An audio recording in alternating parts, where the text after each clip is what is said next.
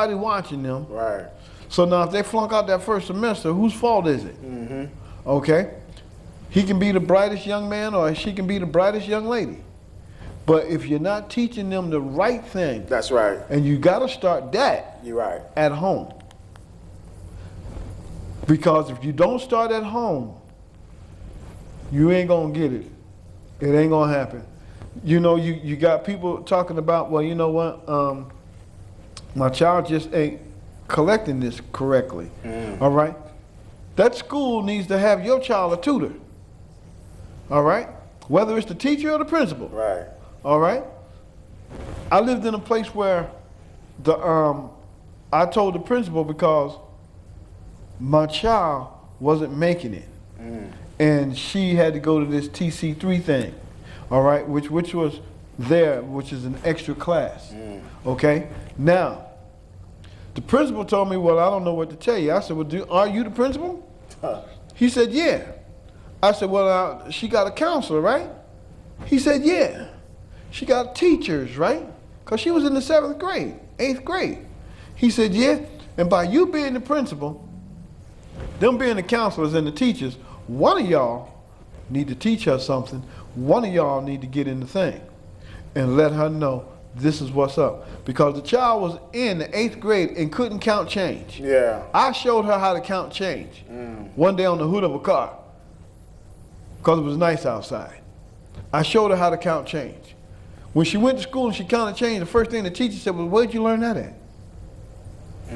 So now, and this is all over the country. This ain't just where I was. Right. This is all over the country. Here in New York, Philadelphia, Chicago, Detroit, everywhere. Because you got these kids watching these video games and you got them watching TV. You're making them promises like, oh, you can be a star.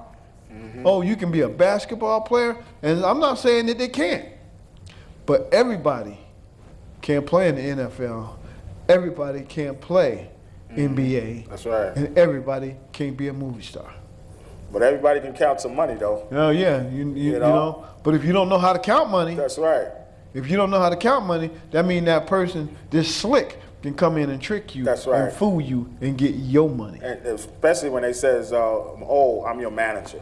Right. And you don't do nothing, and you don't check nothing. Hold on, let me look at the books. Let me see what you're doing here. That's right. You just running my money amok, you know, and you counting all my money, and I ain't got to do nothing. No. Let me see my books. Let me see my books. Let me count my money. Yeah. Don't you count my money. Let me count my money. You know, you do what I tell you to do, but let me count my money. And for all you people that's out there that got brokers, you better watch those slick guys. Oh, the brokers is crazy, man. Watch them. Yeah. And your accountants? They the one, listen, that's how people lost their stock, messing with the brokers. Messing with them brokers. You know, that Enron nonsense. Right. That's how they lost all their stuff. They had brokers. And the broker's not broke. Thank you. He's not broke. You broke. He ain't broke. All right, so where'd your money go? I guess that's why his name is broker. Yeah. So where'd your money go? Where'd your money go? You got to sit back and you got to look at all that. You know, and teach your children what it is to know. This is what you're going to need to know to live. This is how you're going to have to, you know, to get what you need to get. You know, not being slick or fast. Right. Not none of that. Give them some knowledge. Exactly. And a lot of people ain't doing that. They not. And that's the whole thing right there. It's common sense. And a lot terrible of mind things is common sense. Like they said, terrible mind is not a great thing to waste. You know, and the thing about it is you sit down and take some time with your kid. But then again, we understand. See, when you got to work them 2 jobs and you ain't making a living wage, you got to work them 2 and 3 jobs, you ain't got no family time. You ain't got time to teach nobody nothing. You can barely get something to eat before the next job. So yeah, we understand that. But somebody needs to do something. Yeah. Because our children in this country is falling at the wayside. Yeah. They definitely falling. They definitely falling. And it's not a good thing. It's more of Pac-Man's Space Invaders. Yeah, you know. All of these new games, you know, this movies. They got all kind of crazy stuff out here, you know, and they just selling it, and it's taking your mind from expanding on what you need to know and do. And they don't want that to happen. So what they do is they throw a bunch of entertainment at you. You know, they throw a whole bunch of these new games and 360, 390s, new improved stuff. When you sit there, it's garbage. But they right. got all the money, but your kid is sitting in front of a game for 12 and 13 hours, and the CEO got all the money, and you ain't got no money. Why? Because you sitting in front of a game, Space Invaders and all kind of crazy stuff, and you not hitting the books and find out, hey, I can get some of that money they got. How come they got all this money? Oh, what's going on here? Let me get in these books, So this is what these children need to do. There's some real smart children out there. I'm talking about they on top of the class. Some of them young can be in college. They can be in university. But if you don't push them and make them do, and hit those books and get to where they're supposed to be getting at, it won't happen, But you got to push them and say, listen, we tired of living like this. You got to tell them, we tired of living like this. You got to tell your own kids sometime, we tired of living like this, and push them. And because when they see you is about something, then guess what? They're going to follow their family. They're going to do it. So this is what you need to do. You got to install in your children. Yeah. This is what's up. You have to. All right. You can't say, okay, look, we're gonna go to the store this week. We're gonna get you this video game. All right, but now if you flunk in class, thank you. If you flunking in class, you skipping school. You don't want to go to school. You don't get no video game. I'm gonna tell you what you're gonna get. Okay, and it ain't none of that. So when you sit there and look at it, who the parent? Because you let these people write that book talking about you shouldn't spank your children. You shouldn't do your children like this. If you do this to me, I'm calling CPS. You can call anybody you want. Mm-hmm. But when the bottom line come right down to it, who's the parent? That's right. You got so many disobedient children, and they so young. They calling grown folks liars. And I want to take my belt off and beat the child when I saw that. When that happened, I'm like, hey, whoa, what's going on here?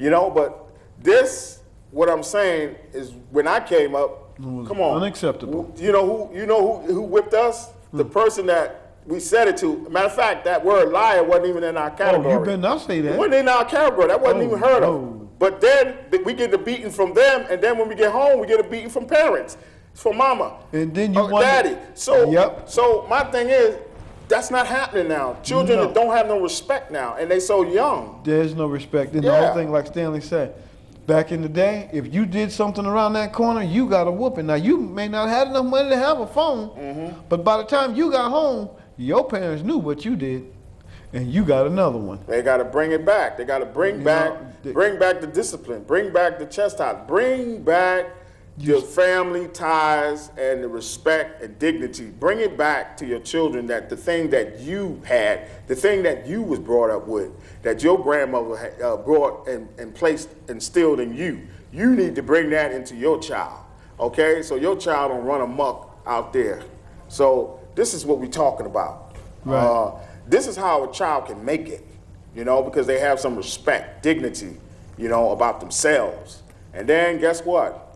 They won't criticize all of the beatings they had, because it'll be worth living for, So our time is up, and so we want to thank you, and we want to say that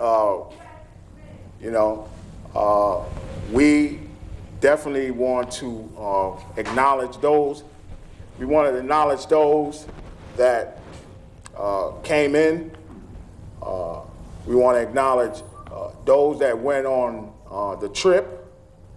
We want to acknowledge those that went to the Verizon for us, that's on the field, those that's Wednesday, Thursday, and Saturday, and those that's going on a trip further. We want to say to them, listen, keep going, because it's going to pay off.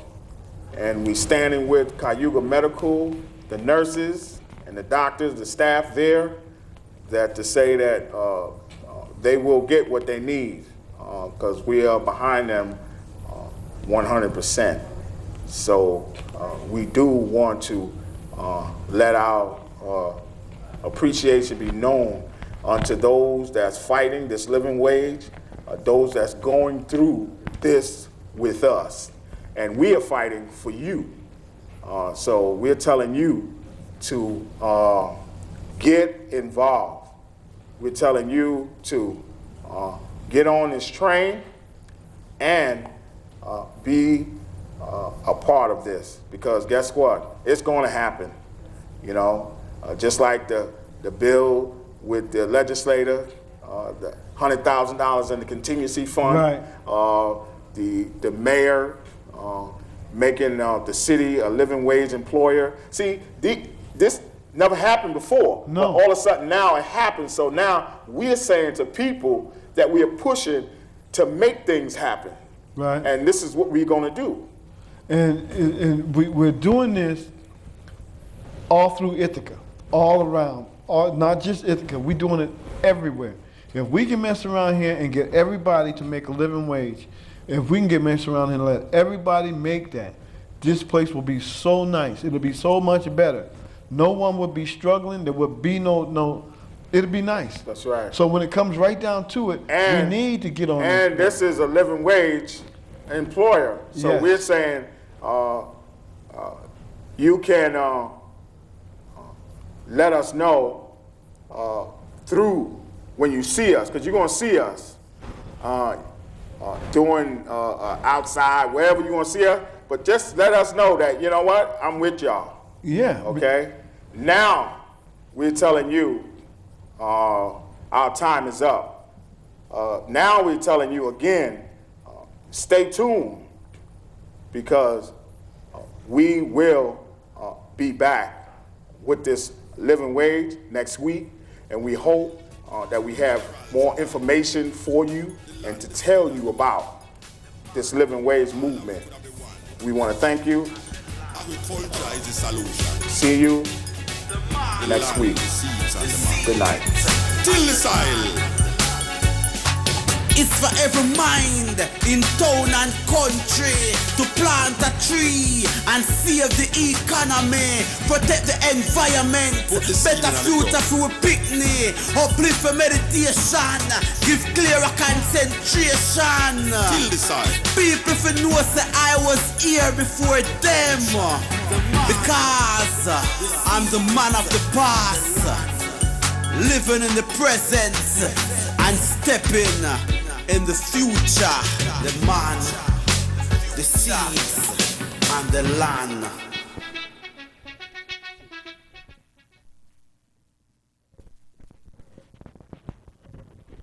The science of agriculture, the land, the seeds, and the man. Agricultural survival.